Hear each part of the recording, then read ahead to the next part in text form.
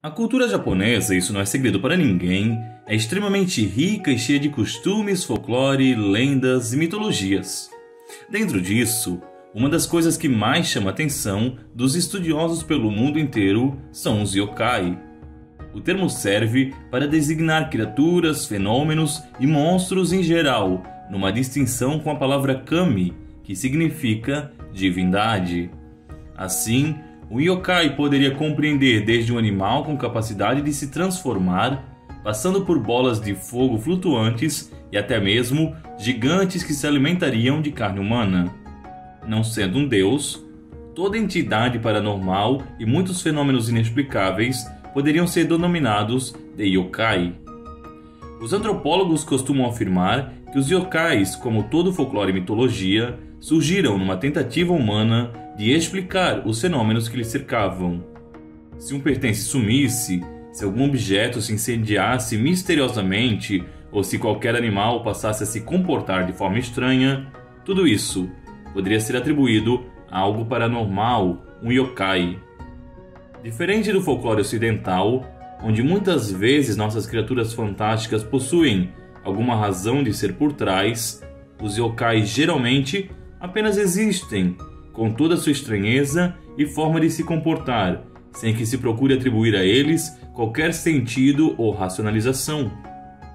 Há exceções, evidentemente, mas isso talvez derive da mentalidade budista e shintoísta desse povo, onde não existe um Deus criador ordenando o universo. Se, por exemplo, a mitologia grega tentaria explicar os cíclopes, com toda uma história envolvendo o deus Poseidon, um yokai com traços semelhantes muitas vezes apenas é, deixando esse elemento de mistério como parte importante do imaginário do folclore. Por abrangerem uma infinidade de fenômenos os mais diversos, muitos estudiosos dividiram os yokai em grupos menores.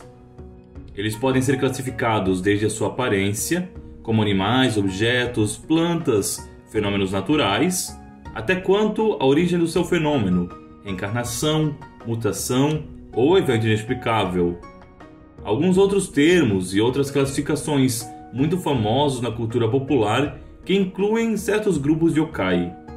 Um deles é o Oni, os demônios japoneses, às vezes também traduzidos por ogros, embora se enquadrem no meio termo entre essas duas entidades ocidentais.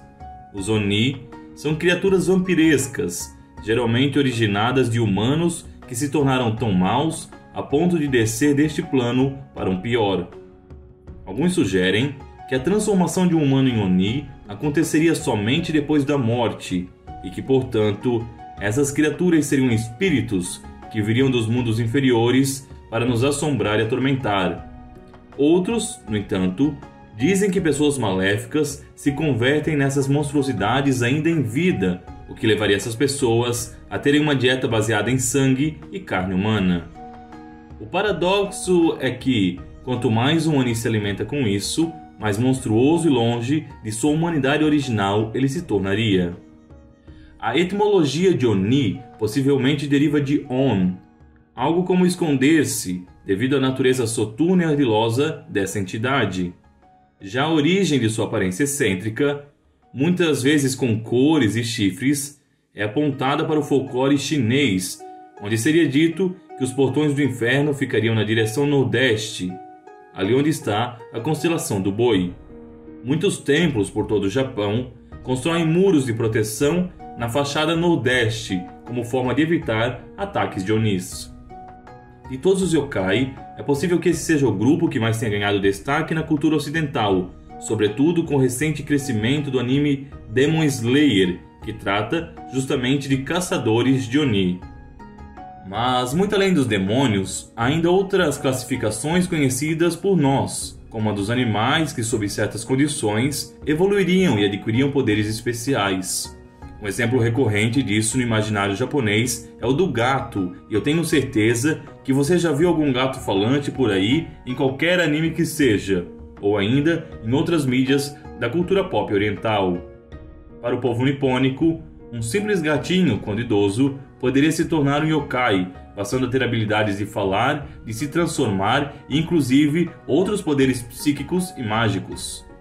Muitos desses felinos, ao se transformarem, infelizmente, se tornariam ressentidos com seus antigos donos. Isso fez com que os japoneses desenvolvessem a estranha mania de balançar o rabo dos gatos, isso mesmo, pois isso supostamente evitaria o processo de transmutação. Outros seres como raposas, texugos, guaxinins e coelhos naturalmente seriam dotados de poderes, como esse de se transformar, inclusive, em humanos. Uma das obras que melhor retratam isso é Ponpoko, um filme produzido pelos estúdios Ghibli que foca justamente na habilidade de certos animais yokai em se transformarem e usarem-se disso para conseguir vencer os humanos que lhes sabotavam. Muitos outros monstros do folclore japonês serviriam para transmitir às pessoas valores de moralidade. O Mikari Baba, por exemplo, fala muito a respeito do desperdício, tema fundamental numa sociedade com escassez de recursos naturais como é esse país. Mikari Baba seria uma criatura maltrapida de um olho só, que vagaria pelos campos interiores com uma tocha flamejante presa à boca. Comumente visto na região de Kanto, esse yokai é associado com o azar, maldições e pragas que supostamente carregaria consigo. Entretanto, o Mikari Baba seria atraído por restos de grãos deixados na lavoura, de forma que a maneira mais eficiente de se evitá-lo seria colher cada pequeno grãozinho, não permitindo assim o desperdício. Se por um lado é uma história assustadora, por outro também servia para garantir que as pessoas aproveitassem o máximo possível de suas terras. Mas convém dizer, nem todo yokai é simplesmente um monstro ou um demônio. Alguns podem aparecer sob formas muito mais simples e curiosas. É o caso do Shoshinbi, bolas de fogo ou lanternas que seriam vistas flutuando pelas regiões interioranas, principalmente em plantações. Alguns dizem que essas lanternas de fogo acompanhariam o cortejo de divindades ou de outros seres mágicos.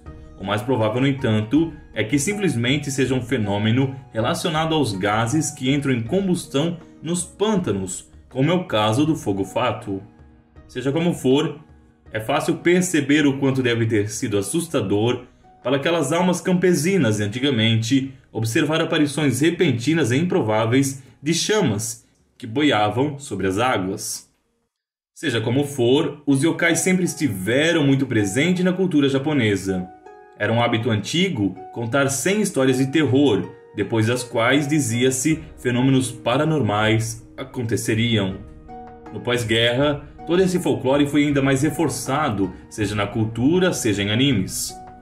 Os estúdios Ghibli, como já falamos, é muito prolífero em referência a isso. Mas há outro anime que deixo aqui como dica, que é Gegege no Kitaro. Isso mesmo, Gegege no Kitaro, com 3G.